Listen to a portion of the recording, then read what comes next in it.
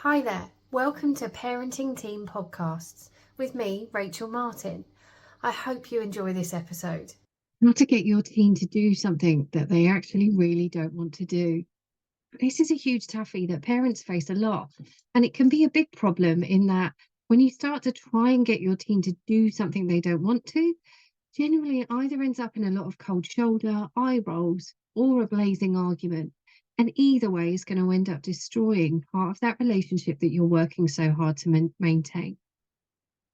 So let's look at how you get your teenager to do something that they don't want to do. Let's say load the dishwasher as an example.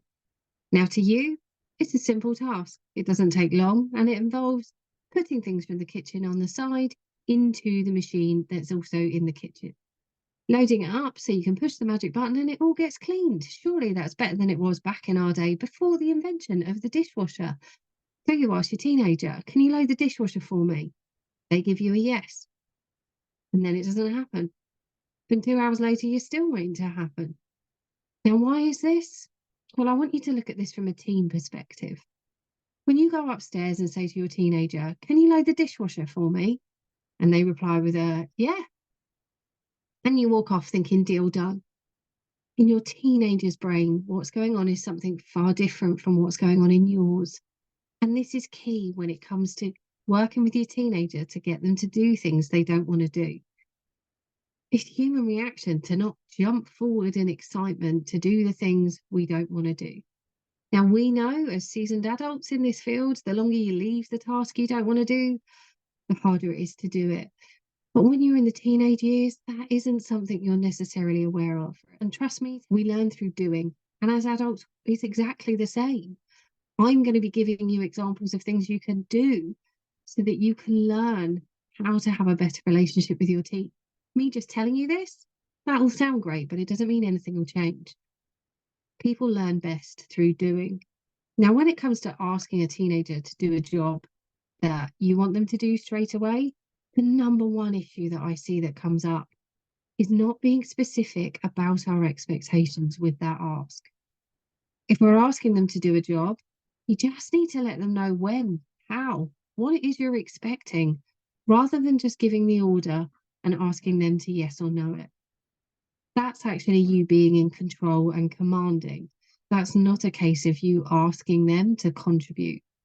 That's you asking them to comply. And when it comes to people telling us what to do, I don't know about you, I don't really find that very engaging. And it certainly doesn't make me run towards wanting to do the task. So if you want your teen to load the dishwasher, the simple point is make it clear what your expectations is on when that job will be done.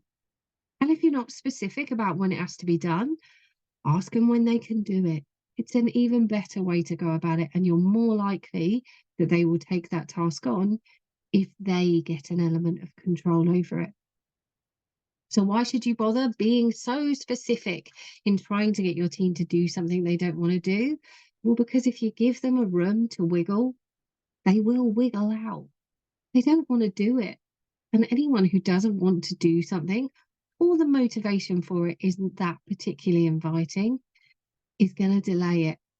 And what happens when teens delay something that they've said they're going to do? Well, yeah, you get angry or you nag. And the minute you start to nag is the point where that job's probably not going to get done how you wanted it to. Because it'll either get done in anger at super speed just to get it out of the way, or it won't get done at all. And then we come back to the goal, the purpose of this ask in the first place. Was it so your teenager learns how to load a dishwasher properly? Was it so that you feel they're contributing to the household, which is what is needed? Or was it so that they could do something so that you could get on with something else, which would mean that your life would be easier and they'd be doing you a bit of a favour there? Because let's not forget, you're the adult in the family. You're the adult in the relationship. It isn't your job to control what it is they do. And in some ways, why would you be able to command what they do every moment of every day? Your job as a parent is to guide them to be the best version of themselves.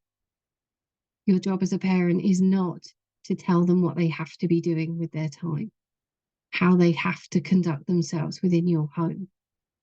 Is that they're a part of your home and that you're clear with them about what it is you expect from that. And if that is to load the dishwasher every other day and to have that done by 6 o'clock, that's all you need to say.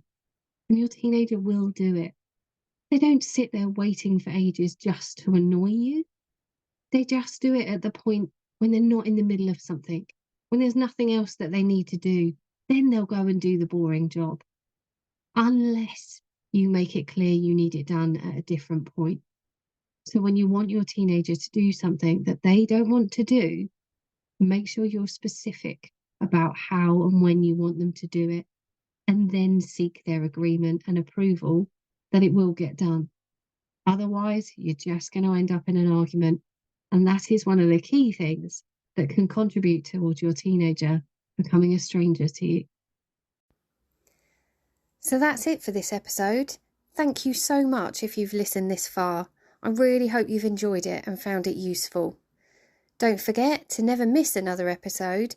Please click the subscribe button on whatever platform you're listening on. As always, if you have any feedback or ideas, please do get in touch. I always love to hear from anyone who's been listening to these. You can find me at teentherapistonline.com for my website, or Facebook and Instagram. I'm Teen Therapist Rachel Martin. I will always reply, so please, if you have anything you want to let me know about or ask about, please do just get in touch. And if you're feeling really, really lovely and you're listening on Spotify, you could leave me a review, which would really mean the world to me. Once again, I'd just like to say thanks, and I hope you have a super lovely day.